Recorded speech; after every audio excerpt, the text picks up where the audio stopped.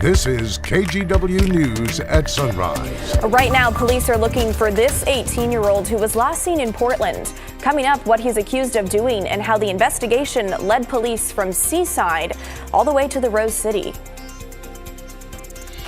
We feel that it's our moral duty of scientists and our institutions to alert humanity of any potential climate threat.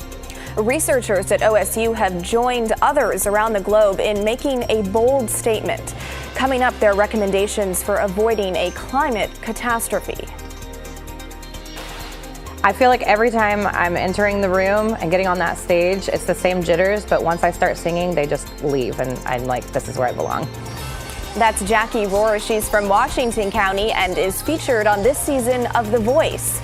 And we got a chance to sit down with her. Hear more of that conversation coming up at 5:15. Well, good morning, and thanks so much for joining us today on Sunrise. Guys, tomorrow is Halloween. Yes. My kids have informed me of this. It's my favorite holiday. We just carved the pumpkins this weekend, so it's great. Fun. Yeah, fun to.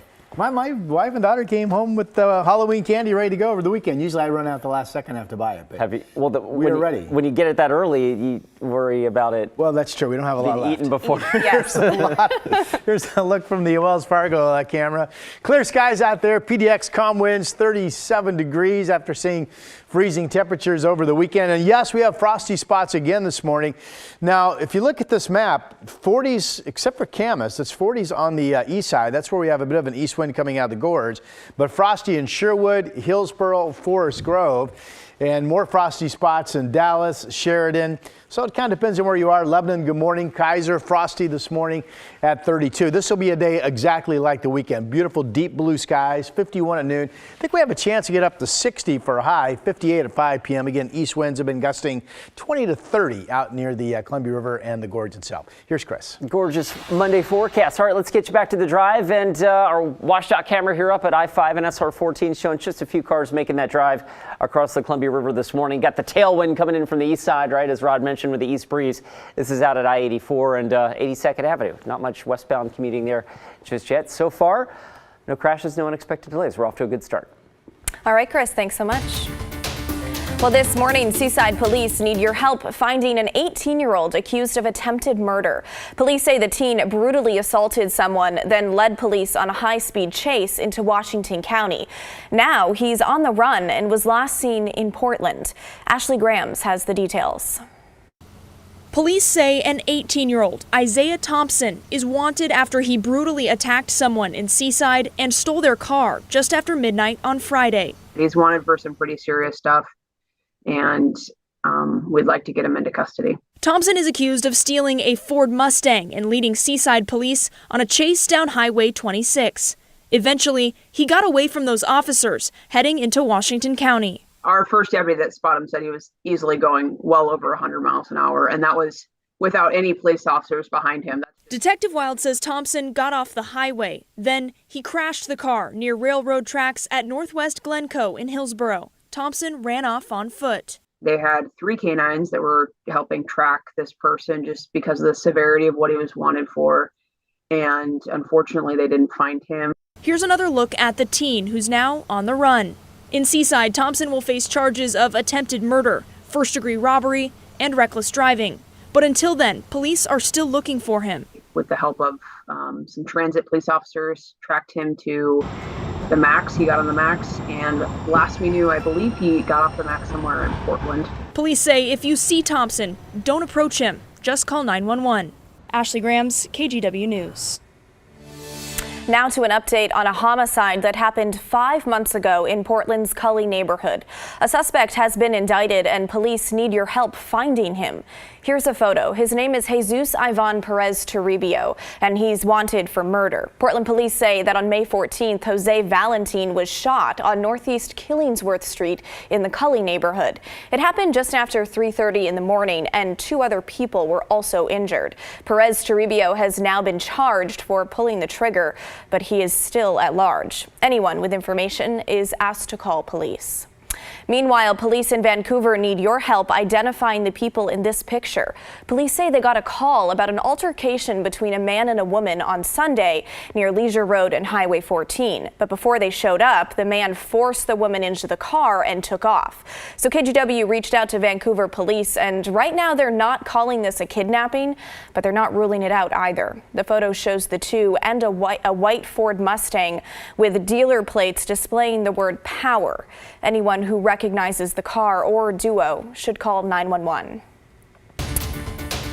Well, the union representing teachers with Portland Public Schools is set to head back to the bargaining table today. Teachers are on standby to walk off the job starting Wednesday unless a deal can be met. Now, we reached out to the district and union about how long a strike would last, and they weren't sure. But both sides will be negotiating today and tomorrow to try and avoid what would be the first strike in Portland public history. The Earth's vital signs have gotten so bad that life on our planet is in jeopardy. That's the recent jaw-dropping announcement from climate scientists. China Green learns more about what they found and what it means for future generations. It's important for people to realize just how dire the situation is. Researchers at OSU, along with 10 others across the world, making a bold statement. It's the first time of the planet of the Earth that humans, or that a species in and of itself, is what is causing the change in the climate. Reporting without actions that address the root problem of humanity taking more from the Earth than it can safely give, we're on our way to unbearable heat and shortages of food and fresh water. We are currently in uncharted territory. Jillian Gregg is among the researchers who just released the data. She says 20 of 35 planetary vital signs the authors use to track climate change are at record extremes, like the temperature of the ocean. For ocean, water has this really high heat capacity, so it's really hard to change the ocean temperature. But the North Atlantic Ocean was a full 1 degree Celsius higher than normal. And on land, researchers noted this past July, we saw the highest average Earth temperature ever recorded. Do you know how old the Earth is? In return, Greg says we can expect more extreme temperatures, creating difficulty maintaining crops, and more wildfires, among other things, all catastrophic. We feel that it's our moral duty of scientists and our institutions to alert humanity of any potential climate threats. And to help figure out what's next. As we move forward, we need to really be focusing on policies. There's things individuals can do at their home, but we really need to have policies and policy makers in office that can create the policies that will lead us to a better situation in the future. Their recommendations: phasing out fossil fuel subsidies, transitioning toward plant-based diets, scaling up forest protection efforts, and adopting international coal elimination and fossil fuel non-proliferation treaties. We need to think of the future, not even just of our children, just of ourselves. In Portland, China Green, KGW News.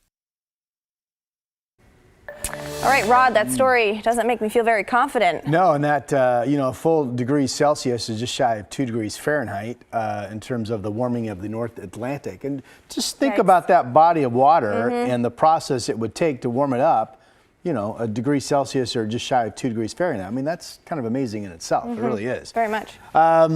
We're going to switch gears and talk about cold or not. A reminder that this coming Thursday, I'll have my winter outlook. The research is all done. I'm working on getting the graphics all put together. Last week, I shared with you the highest confidence point on that. Confidence point is the fact that I do expect a warm December, maybe the warmest of the winter season in terms of how much above normal we would be. But we'll spend a good 4 minutes plus talking about this winter's outlook. That's coming up Thursday right here on Sunrise. Now let's begin with showing you what we did over the weekend. Some of these were Sunday, some of these were Saturday morning, but these were the coldest numbers I could find in the valley. Corvallis 24, Kelso in the mid-20s, Vancouver was 28, Salem 29, Aurora was 28, Hillsboro 28, PDX, that was Saturday morning, dipped down to 30. There was just enough wind along the Columbia that caught PDX and kept the temperature above freezing yesterday morning. But with that said, we have frosty spots out there again on this Monday.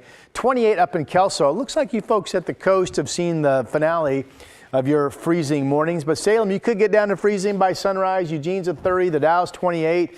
13 in Burns, 16 in Baker City, so still plenty of cold weather out there.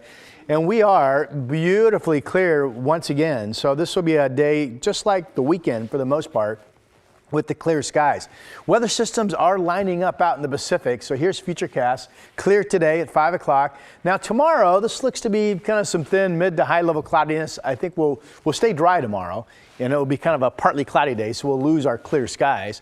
And then once we get rolling into Wednesday, here's 11 a.m., we start to pick up an increasing chance of seeing a little bit of daytime rain. It wouldn't be much, I don't think. And then our next front comes in Wednesday overnight into Thursday morning. Here we are Wednesday at 11 o'clock. And this front that gives us a rainy Wednesday overnight into Thursday kicks off a pretty wet run of weather all the way through the weekend, with the strongest system in terms of heaviest rain and some gusty winds that we're tracking setting up right now for this coming Saturday. So that's what's ahead. Today we'll enjoy this, more just deep blue skies, sunny skies after a chilly start. We'll be up upper 50s, maybe 60 degrees in some spots in the valley, generally northeast winds 5 to 15. Now we are seeing gusts out near the Columbia River to about 30 miles per hour. And over the weekend, Troutdale at the airport, by the way, while other areas were in the 20s, stayed around 40. So again, we talked about that last week, what that wind does. It keeps you from getting cold at night.